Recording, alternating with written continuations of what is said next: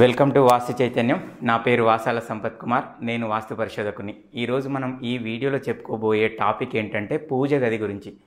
పూజ గది అనగానే మీ అందరికీ తెలిసిందే, అన్ని కులాలు మతాల వారికి అది ఒక ప్రగాఢమైన విశ్వాసము నమ్మకం మాత్రమే కాదు, అది మన భారతీయ జీవన విధానంలో ఒక ముఖ్యమైన భాగం.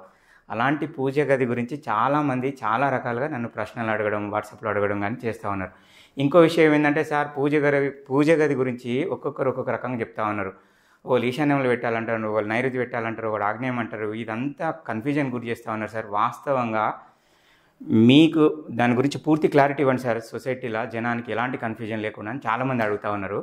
గతంలో కూడా నేను చెప్పడం జరిగింది, అయినా కూడా ఇంకా బ్రీఫ్గా ఇంకా చాలా రకాల దాని గురించి ఇంకా చాలా సందేహాలు ఉన్నాయి. వాటన్నిటిని నివృత్తి చేసే ప్రయత్నం చేస్తూ ఉంటా. వీడియో లెంత్ ఎక్కువైనా సరే కానీ చివరి వరకు ఓపికగా చూసే ప్రయత్నం చేయండి. అప్పుడు మాత్రమే మీకు పూర్తి క్లారిటీగా అది అర్థమవుతుంది, దాన్ని ఆచరించడానికి సులభంగా ఉంటుంది. వినరా? ఓకే ఫ్రెండ్స్, యాక్చువల్గా పూజ గది అనేది మనం ఒక ఇంటికి తీసుకున్నప్పుడు ఇటు ఈస్ట్, నార్త్, వెస్ట్, సౌత్ ఈ విధంగా మనం ఒక ఇంటి నిర్మాణం ఉన్నప్పుడు ఇది ఈశాన్యము, ఇది ఆగ్నేయము, వాయువ్యము, నైరుతి ఈ విధంగా ఉంటాయి. ఎప్పుడు కానీ మనం వీలైనంత వరకు అవకాశం ఉన్నవాళ్ళు అవి 4 రూమ్లు ఉండని, 6 రూమ్లు ఉండని, అది డూప్లెక్స్ అయినా సరే ఏదైనా సరే టోటల్ ఇంటికి మనం లెక్కలోకి తీసుకోవాలి. ఈశాన్య పిల్లర్ నుంచి ఆగ్నేయం మధ్యలో ఎన్ని పిల్లర్లు ఉన్నా సరే వీలైనంత వరకు తూర్పు మధ్యస్థానం, ఈ విధంగా తూర్పు మధ్యస్థానం నుంచి కొద్దిగా ఒక భాగం ఆగ్నేయమైనా సరే, తూర్పు మధ్య భాగం నుంచి ఈశాన్య వైపు అయినా సరే ఈ విధంగా ఉంటే ఇది మనకు ఓకే. చాలామంది ఇళ్ళలో ఏంటంటే ఈ మధ్యలో కంఫర్ట్ కోసము ఒకప్పుడు నైరుతిలో పూజ గదులు ఉండేవి. ఒకప్పుడు మన అమ్మలు తాతలు అట్లా పూర్వం కాలపు ఇళ్ళని చూసినట్టయితే సెపరేట్ ఒక పూజ గది అనేది నైరుతిలో ఇట్లా ఏర్పాటు చేసుకొని దీనికి తాళం వేసి సెపరేట్ పెట్టేవారు. కాకపోతే ఏంటంటే అప్పుడు విశాలమైన ఇండ్లు ఉండేవి కాబట్టి దేవుని కోసం ఒక పెద్ద గది ఉండేది. దానిలో మల్లన్న బోనాలని, నోములని అట్లాంటి వాటికి ప్రత్యేకంగా ఉపయోగించేవాళ్ళు. దాన్ని చాలా సేఫ్గా, నీట్గా, జాగ్రత్తగా వాడుకునేవాళ్ళు. ఇప్పుడు ఏమైంది, డబుల్ బెడ్రూమ్ కిచెన్ హాలా, ట్రిపుల్ బెడ్రూమ్ కిచెన్ హాలా ఆ కల్చర్ వచ్చింది.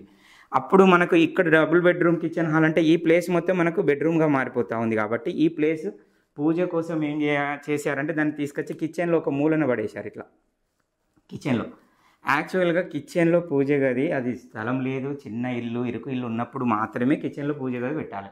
ఎందుకంటే ఇక్కడ కిచెన్ ప్లాట్ఫామ్, ఇక్కడ సింక్ ఉంటుంది, ఇక్కడ కిచెన్ ప్లాట్ఫామ్ ఉంటే దాని పక్కన పెడతా ఉంటారు. అప్పుడు ఏమవుతుంది, ఈ నాన్ వెజ్ తినే కుటుంబాలు మనం రోజు దేవునికి ధూపదీప నైవేద్యం వేయాల్సింది బదులు మటన్ చికెన్ ఆ గుమ్మలు వేసినట్టు అయిపోతుంది.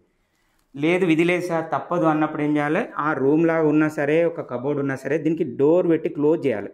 ఓన్లీ దీపారాధన చేసినంత సేపే డోర్ ఓపెన్ చేయాలి. ఆ తర్వాత దీన్ని కబోర్డా డోరా ఇది కంప్లీట్ క్లోజ్ చేసి పెట్టాలి. దానికి ఉన్న రెమెడీ అది ఒక్కటే. విధి లేదు, స్థలం చిన్నగా ఉన్నది అన్నప్పుడు ఆ విధంగా చేయాలి. వాస్తవంగా ఎక్కడ ఉండాలంటే దేవుడు ఎప్పుడు కానీ తూర్పు ముఖంగా ఉండాలి. ఇప్పుడు మనం తూర్పు గోడకు అందరు పెడతా ఉన్నారు, సింపుల్గా కంఫర్ట్ ఒక పక్కన ఉంటుంది అని. తూర్పు గోడ పెట్టినప్పుడు మనం బరువంతా తూర్పు గోడకి మనం ఫొటోస్ విగ్రహాలంతా తూర్పు గోడకి వేయాల్సి వస్తుంది. అప్పుడు ఏమైతే దేవుడు పడమర ముఖంగా చూస్తాడు. పడమర ముఖంగా చూడడం అనేది సెకండ్ ప్రియారిటీ. దేవుని విగ్రహాలు కానీ ఫొటోస్ కానీ ఎప్పుడు కానీ తూర్పు ముఖంగా చూడాలి. మీరు తిరుపతి వెళ్ళండి, శ్రీశైలం వెళ్ళండి, కాశీకి వెళ్ళండి, ఇంకా ఎలాంటి ఫేమస్ పుణ్యక్షేత్రాలు తీసుకున్నా కూడా దేవుని ముఖం తూర్పుకుంటుంది, మనం పడమర ముఖంగా చూస్తాం. కొందరు ఏమంటారంటే దేవాలయానికి వేరే వాస్తు, ఇంటికి వేరే వాస్తు, దేవుడు మాత్రం దేవాలయంలో మాత్రమే తూర్పుకు చూస్తాడు, ఇంట్లో మాత్రం మనం పడమరకే చూడాలి, మనం తూర్పుకు చూడాలి, దేవుడు పడమరకు చూడాలని చెప్తారు. అయ్యా బాబు, ఆ దేవాలయం అనేది ఎవరి కోసం? మన కోసమే కదా. దేవాలయంకో రూలు మనకో రూలు ఎందుకుంటుంది అట్లా? ఒకప్పుడు నాన్ వెజ్ తినే ఫ్యామిలీ ఇంట్లో పూజ గదిలో ఉండేది కాదు. ఓన్లీ సద్బ్రాహ్మణులు, ఆల్కహాలు, నాన్ వెజ్ తీసుకుని వాళ్ళు మాత్రమే పూజ గదులు ఉండేది. ఈ రోజు ఏమైంది, ఈ రోజులల్లా మనం అందరి కోసం, ఊరందరి కోసమే పూజ గది దేవాలయాన్ని కట్టేవారు. ఆ పెద్దగా ఉన్న దేవాలయాన్ని చిన్నగా తీసుకొచ్చి మన ఇంట్లో పెట్టుకుంటారు. అంటే మనం దేవాలయం పోయేంత ఓపిక లేక, అంతకుముందులాగా ఊరందరి కోసం కట్టిన దేవాలయం దగ్గర పోవడానికి ఓపిక లేక, టైం లేక దాన్ని మనం ఒక చిన్నగా మార్చుకుంటాను. అదే సేమ్ తీసుకొచ్చి ఇంట్లో చిన్న సైజ్ చేసుకుంటాను. అదే రూల్ దీన్ని కూడా వర్తిస్తుంది. మీరు కామన్ సెన్స్తో లాజికల్గా ఆలోచించండి, మీకు అర్థమవుతుంది. దీనిలో ఉన్న సైన్స్ ఏంటి అంటే, దేవుడు మరి తూర్పుకి ఎందుకు చూడాలంటే తూర్పు కనిపించే దైవం సూర్యుడు ఉంటాడు. కాబట్టి ప్రతి దేవాలయం అంతెందుకు మీ ఊర్లో రామాలయమో శివాలయం ఉంటాయి కదా, మీరు ఒకసారి చూడండి. దాన్ని వాళ్ళు అటు ఇటు 4 దిక్కులు ఇష్టం ఉన్నట్టు కట్టచ్చు కదా. తూర్పుకి ఎందుకు పెడతారు అంటే దేవుడు పడమరలో ఉంటాడు, బరువు అటేసినట్టు ఉంటుంది. సన్ రైజ్కి ఆపోజిట్ ఉన్నప్పుడు ఏమవుతుందంటే ఆ సూర్యుని నుంచి వచ్చే పాజిటివ్ ఎనర్జీని ఈ విగ్రహాలు కానీ ఆ ఫొటోస్ కానీ తీసుకొని వచ్చిన వారికి అది పాజిటివ్ ఎనర్జీని రిఫ్లెక్ట్ చేస్తాయి అనేది దానిలో ఉన్న లాజిక్. అర్థమైందా? సేమ్ లాజిక్ మనకు అవకాశం ఉంటే ఇక్కడ మనం అంటే ఇంటి మొత్తానికి పడమర గోడకు, అది నైరుతి మూలైనా సరే పడమర మధ్యస్థానం అయినా సరే ఎక్కడైనా సరే వీలైనంత వరకు మనం కనుక పడమర గోడకు పెట్టుకోగలిగితే అప్పుడు దేవుడు తూర్పుముఖంగా ఉంటాడు, మన పడమర ముఖంగా. కాకపోతే ఏంటంటే ఈ డబుల్ బెడ్రూమ్ కిచెన్ హాల్ ఈ విధానం వచ్చింది కాబట్టి ఒకవేళ కనుక ఎల్ షేప్ హాల్ ఉందనుకోండి, ఈ విధంగా హాల్ ఉంటే ఈ హాల్లో డైనింగ్ ఉంటుంది కదా, ఈ డైనింగ్ పక్కన కూడా ఇట్లా మనం ఈడ కూడా రూమ్ వేసుకొని ఈ గోడకు తూర్పు వైపు ఫోటోలు ఉండేటట్టు పెట్టాలి. నేను గతంలో ఒకసారి చెప్పడం జరిగింది ఇట్లనే. నేను ఇక్కడ చూపించింది ఎందుకు అంటే దక్షిణంలో పెట్టాలని కాదు, ఇక్కడ ఈ పక్కన పెట్టినప్పుడు దేవుడు తూర్పు ముఖంగా ఉంటాడు అనేది. దక్షిణం వైపు కూడా మనం దేవుడు ఎట్టి పరిస్థితుల్లో ఇట్లా పూజ గది ఉన్న దగ్గర దక్షిణం దిక్కు పెట్టొద్దు దేవుని. అప్పుడు ఏమైతే దేవుడు ఉత్తరముఖం చూస్తాడు ఓకే, కానీ మనం మొక్కేటప్పుడు దక్షిణ ముఖంగా మొక్కుతాం.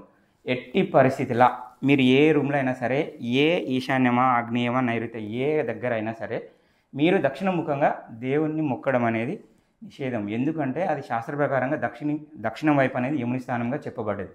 కాబట్టి మనం దక్షిణ ముఖంగా ఎట్టి పరిస్థితుల్లో మనం ప్రేయర్ చేయడం కానీ మొక్కడం కానీ దీపారాధన కానీ చేయకూడదు. అయితే తూర్పు ముఖంగానన్నా లేదంటే పడమర ముఖంగా. అయితే నేను దేవుని తూర్పుకే పెట్టండి ఫస్ట్ ప్రియారిటీ అని ఎందుకు చెప్తా ఉన్నా అంటే మార్నింగ్ వచ్చే సన్ రైజ్లో ఉండే ఆ పాజిటివ్ ఎనర్జీ ఆ లెవెలే వేరు, ఆ ఎక్స్ట్రీమ్ లెవెల్ ఉంటుంది. మనం అదే సన్సెట్ అంటే పడమర అంటే కిచెన్లో మనం పడమర ముఖంగా దేవుని పెట్టినప్పుడు సూర్యాస్తమయానికి ఎదురుగా దేవుని ఫోటోలు ఉంటాయి. ఆ సూర్యాస్తమయంలో ఉండే ఎనర్జీ లెవెల్స్ చాలా తక్కువ, కాబట్టి మనకు దాని ఇంపాక్ట్ అనేది చాలా తక్కువ ఉంటుంది, ఆ రిఫ్లెక్ట్ అనేది. కాబట్టి వీలైనంత వరకు దేవుని ఫొటోస్ తూర్పు ముఖంగానే ఉండే ప్రయత్నం చేయండి. తప్పదు విధి లేదు అనుకున్నప్పుడే దేవుడు పడమర ముఖంగా చూడాలి. అంటే సూర్యాస్తమయం కా సూర్యోదయం కా ఈ 2 విధాలుగా మాత్రమే దేవుని ఫొటోస్ ఉండాలి. దక్షిణం వైపు దక్షిణం గోడకు దేవుని ఫోటోలు ఎట్టి పరిస్థితుల్లో వేయకూడదు, మనం మొక్కకూడదు. వీటన్నిటికంటే చాలా మోస్ట్ ఇంపార్టెంట్ టాపిక్ ఏంటంటే ఈశాన్యం అనగానే ఈశ్వరుని స్థానము దైవస్థానము అక్కడే కొట్టాలి పూజ గదని కొంతమంది చెప్తా ఉన్నారు. అది ప్రాక్టికల్గా చాలా నష్టం జరుగుతుంది. నా దగ్గర కొన్ని వందల ఎవిడెన్స్ ఉన్నాయి, నా దగ్గర కొన్ని వందల టెస్టిమోనీస్ ఉన్నాయి. మీరు కావాలంటే ప్రాక్టికల్గా చూపిస్తా. ఈశాన్యంలో పూజ గది పెట్టిన ఏ ఇంట్లో కూడా వాళ్ళ పిల్లలు చదువులో రానిట్లేరు, 10th fail, inter fail, degree fail ఉన్నారు. లేదు అంటే వాళ్ళు ఎక్కువ టైం గడిచిన కొద్దీ ఆ ఇంట్లో అంగవైకల్యానికి గురవుతూ ఉన్నారు. పిల్లలు అయోగ్యులుగా మిగిలిపోతూ ఉన్నారు, ముఖ్యంగా మగ సంతానం. కొన్ని వందల ఎవిడెన్స్ ఉన్నాయి, మీరు కావాలంటే నేను చూపిస్తా. ఇవి నేను చెప్పడం కాదు, మీ ఇంట్లో పూజ గది ఈశాన్యంలో ఉంది, కంప్లీట్ మూల మొత్తం ప్యాక్ చేసి అంటే తూర్పు గోడ ఉత్తరం గోడ 2 ప్యాక్ చేసి ఆ మూల గనుక మీరు పూజ గది కట్టినట్టయితే మీ ఇంట్లో పరిస్థితి మీరు ఒకసారి చూడండి. లేదు మీ బంధువులు చుట్టాల ఇంట్లో ఈశాన్యంలో పూజ గది ఉన్న వాళ్ళ పరిస్థితి మీరు గమనించండి. దానివల్ల నష్టం జరుగుతుంది. ఈశాన్యము ఈశ్వర స్థానం అంటే కాంపౌండ్ వాళ్ళలో మనం ఏర్పాటు చేసుకునే ఈ కాంపౌండ్ ఈశాన్యం ఉంటుంది కదా, ఇక్కడ జలాభిషేక ప్రియుడు ఈశ్వరుడు, అక్కడ నీరు ఉండాలనేది అది అసలు శాస్త్ర నియమం. ఈశాన్యంలో బోరు సంపు లాంటివి ఉండాలి, అది అసలు దానిలో ఉండే లాజిక్. అంతే తప్ప ఇంటి లోపల ఈశాన్యంలో చీపిరుపులెత్తు బరువు పెట్టిన ఆ ఇంట్లో మనకు నెగిటివ్ ఎనర్జీ విన్నారా. దాని మీద కూడా నేను స్పెషల్ ఒక వీడియో వేసిన, ఇంటి లోపలైనా బయటైనా ఈశాన్యంలో ఎలాంటి బరువులు పెట్టద్దు అనేది. అది ప్రాక్టికల్గా కొన్ని వందల ఎవిడెన్స్ ఉన్నాయి. కాబట్టి ఎట్టి పరిస్థితిలా ఎవరో గొప్ప గొప్ప వాళ్ళు చెప్పారు, ఫేమస్ వాళ్ళు చెప్పారు, పెద్దవాళ్ళు చెప్పారు, చాలా పండితులు చెప్పారు, అనుభవం అవన్నీ పక్కన పెట్టండి. ప్రాక్టికల్గా నేను చెప్తా ఉన్నా కొన్ని వందల ఎవిడెన్స్ ఉన్నాయి. అట్లా గొప్ప గొప్ప వాళ్ళు ఇచ్చిన ఇళ్ళన్నీ నేను వెళ్ళి చూస్తే ఇల్లంతా వాస్తుకుండి ఒక్క ఈశాన్యంలో పూజ గది ఉంటే ఆ ఇంట్లో నష్టం జరుగుతూ ఉంటే నేను పోయి సవరిస్తా ఉన్నా. గత 5 సంవత్సరాలు 6 సంవత్సరాలుగా ప్రాక్టికల్గా మనం తీసేపిచ్చినాక కూడా వాళ్ళ జీవితాలలో ఎలాంటి మార్పు వచ్చింది, ఎంత బాగుంది అనడానికి కూడా నా దగ్గర ఎవిడెన్స్ ఉంది. వట్టిగా చెప్పట్లేదు. నేను ఎంతోమంది చెప్పిన దాన్ని నేను ఇది ఎందుకు వ్యతిరేకిస్తున్నా, ప్రాక్టికల్గా నా దగ్గర కొన్ని వందల ఆధారాలు ఉన్నాయి కాబట్టి నేను దీన్ని బల్ల బుద్ధి వాదిస్తూ ఉన్నా. దీనివల్ల నష్టం జరుగుతుంది. ఎవరినో తక్కువ చేయాలనో ఎవరినో కించపరచాలని నా ఉద్దేశం కాదు. సొసైటీకి మేలు జరగాలి అంతిమంగా, ఎవరు ఏం చెప్పినా సరే. దీనివల్ల నష్టం జరుగుతుంది. సో ఎట్టి పరిస్థితుల్లో ఈశాన్యంలో పూజ గది వేసుకోవద్దు. ఇంకో విషయం ఏంటంటే చాలామంది నన్ను అడుగుతున్నటువంటి విషయము, సార్ పూజ గదికి నేను ముందే చెప్పిన చాలా ఇంపార్టెంట్ టాపిక్. లెంత్ ఎక్కువైనా సరే చివరి వరకు చూడండి. మీ జీవితంలో ఎంతో దీని ఇంపాక్ట్ ఉంటుంది నిత్య జీవితంలో. విన్నారా? ఓకే ఫ్రెండ్స్, ఇక్కడ ఈశాన్య మనం తూర్పు మధ్య స్థానంలో అది కిచెన్ కావచ్చు, లేకపోతే హాల్కు కిచెన్కి మధ్య కావచ్చు. పూజ గది ఉన్నప్పుడు క్వైట్ ఆపోజిట్ ఇక్కడ టాయిలెట్ ఏర్పాటు చేస్తూ ఉన్నారు. చాలామంది అడుగుతూ ఉన్నారు, సార్ పూజ గదికి ఎదురుగా టాయిలెట్ ఉండొచ్చా? అయ్యా బాబు, అసలు ఇంటి లోపల టాయిలెట్ నిషేధం. అసలు టాయిలెట్ వ్యవస్థ వచ్చిన కానుంచి, అటాచ్ టాయిలెట్ వచ్చిన కాంచే ఈ షుగర్లు, బీపీలు, అనారోగ్య సమస్యలు వచ్చినాయి. ఎందుకంటే ఇంటి లోపల మనం ఎంత నీట్ ఉంచుకున్నా ఆ బ్యాక్టీరియా, వైరస్ స్ప్రెడ్ అవుతూ ఉంటుంది. కాబట్టి నేను అసలు ప్రొవైడ్ చేయట్లేదు. కాకపోతే చాలామంది సార్ తప్పదు కదా, ఈ రోజులలో సిటీ కల్చరు, విశాలమైన ఇల్లు లేవు, మనం లేకపోతే ఊరు బయట పోవడానికి లేదు, ఇంటి బయట కూడా లేదు, అవకాశం లేదు. కాబట్టి అంటే అప్పుడు మాత్రమే మనం ఇంటి లోపల మనం చెప్పడం జరిగింది, పడమర మధ్యస్థానం కానీ దక్షిణ మధ్యస్థానం కానీ టాయిలెట్ ఏర్పాటు చేసుకోవాలి. అలా అని చెప్పినాం కదా అని అది ఎవరికి చెప్పినాము? అది సీనియర్ సిటిజన్స్ ఉన్నారు, బయటికి వెళ్ళలేరు, లేదు సేఫ్టీ అండ్ సెక్యూరిటీ పర్పస్లో తప్పదు అన్న వాళ్ళకే ఇది ఏర్పాటు చేసుకోమని చెప్తాను. ఆ చెప్పినంత మాత్రం దీనికి ఆపోజిట్ పూజ గది పెట్టుకోమని అసలు ఎంత అది మూర్ఖత్వం చెప్పండి. దేవాలయంకు కనీసం మనం అంత దూరంలో ఉంటేనే మనం ఎంతో దూరం వెళ్తాం, కనీసం మనం దేవుని ముంగట అసిద్ధంగా యూజ్ చేయలేకపోతాం కదా. ఏకంగా ఇంట్లో పూజ గదికి ఎదురుగా టాయిలెట్, ఇది ఎంత ఇబ్బందికరమైన పరిస్థితి. దేవునికి ఈ డోర్ తీస్తే ఆ డోర్ ఎదురు కనబడుతుంది. దేవాలయం, మన పూజ గది అనేది ఒక పాజిటివ్ ఎనర్జీ, మన ఇంట్లో మనకు ఒక పాజిటివ్ ఎనర్జీని ఇచ్చేది. టాయిలెట్ అనేది ఒక నెగిటివ్ ఎనర్జీ. కాబట్టి ఇంటి లోపలతో ఇంటి బయట కట్టుకోమని చెప్తా ఉన్నాం. తప్పని పరిస్థితిలో కట్టుకున్నప్పుడు ఎక్కడ జాగలేదా, దీనికి కరెక్ట్గా దేవాలయం పూజ గదికి ఎదురుగానే కట్టుకుంటా ఉంటారా? దీనికి ఏమైనా రెమెడీ ఉన్నదా సార్ అని అడుగుతూ ఉంటారు. దీని గురించి కూడా ప్రశ్నలు అడుగుతూ ఉంటారు. పూజ గదికి ఎదురుగా స్ట్రైట్గా ఎట్టి పరిస్థితిలో టాయిలెట్ ఉండకూడదు. పూజ గదికి స్ట్రైట్గానే కాదు, పూజ గదికి ఆనుకొని కూడా ఉండద్దు. ఏ వైపు కూడా 4 దిక్కుల పూజ గదికి అంటు పెట్టి ఎట్టి పరిస్థితిలో టాయిలెట్ ఉండద్దు. ఇంకా కొన్ని ఇళ్ళలో మనం ఫీల్డ్ విజిట్కి వెళ్ళినప్పుడు చూస్తే ఫస్ట్ ఫ్లోర్లో పూజ గది ఉంటుంది, పైన వాళ్ళు పెద్ద బెడ్రూమ్ ఏర్పాటు చేసుకొని ఆ పూజ గది మీదనే టాయిలెట్ ఇస్తూ ఉన్నారు. కింద దేవునికి మొక్కుతూ ఉంటాము, దాని మీదనే మనం అశుద్ధం వేస్తూ ఉంటాం. ఎంత అన్యాయం ఇది! జస్ట్ మీ కామన్ సెన్స్తో ఆలోచించండి. పూజ గది కింద ఉంటే పైన కూడా టాయిలెట్ ఉండొద్దు. కొందరైతే కింద టాయిలెట్ ఉంటుంది, ఎక్కడో ఒక దగ్గర ఇక్కడ టాయిలెట్ ఉంటుంది, పైన పెద్దగా పెట్టి పైన పూజ గది కడుతూ ఉంటారు. కింద టాయిలెట్ అశుద్ధము, పైన మాత్రం పూజ చేస్తూ ఉంటారు. ఇది కూడా నిషేధమే. అంటే పూజ గదికి కింది ఫ్లోర్లో కూడా సేమ్ ప్లేస్లో టాయిలెట్ ఉండొద్దు, సేమ్ పైన ఫ్లోర్లో కూడా టాయిలెట్ ఉండొద్దు. అలాగే దాన్ని అంటు పెట్టుకొని ఏ వైపు కూడా టాయిలెట్ ఉండొద్దు. అది పూజ గది హిందువులకు సంబంధించిన పూజ గది కావచ్చు, లేకపోతే ప్రేయర్ హాల్ కావచ్చు, అది ముస్లిం అయినా క్రిస్టియన్ అయినా సరే, ఎవరైనా సరే ఈ నియమం పాటించాలి. మనం ఈ మధ్యకాలంలో క్రిస్టియన్స్కు, ముస్లిమ్స్ కూడా వాస్తు అడ్వైస్ కోసం వెళ్ళడం జరిగింది. వాళ్ళకు కూడా ఇదే విధానం పాటించండి అని క్లియర్గా చెప్తా ఉన్నాం. టాయిలెట్ అనేది దీన్ని అంటుపెట్టి ఉన్నప్పుడు ఆ ఇంట్లో నష్టం జరుగుతుంది, నెగిటివ్ ఎనర్జీ, దానివల్ల కూడా మంచిది కాదు. విన్నారా? ఇది మన సనాతన ధర్మంలో పూర్వకాలం నుండి వస్తున్నటువంటి విషయం. మనం దైవము, ఆధ్యాత్మిక, మన పరమైన భావనలు, అది ఏ కులం ఏ మతమైనా సరే సరైన విధంగా మనం కనుక ప్రేయర్ హాల్ కానీ పూజ గది కానీ ఏర్పాటు చేసుకున్నప్పుడే దాని నుంచి వచ్చే పాజిటివ్ ఎనర్జీ ఆ ఇంట్లో వాళ్ళందరికీ ఆ రిఫ్లెక్ట్తోని చాలా చక్కటి ఆలోచన విధానము, చాలా చక్కటి మానసిక స్థితి, అన్ని రకాలుగా దాని నుంచి మనకు వస్తాయి.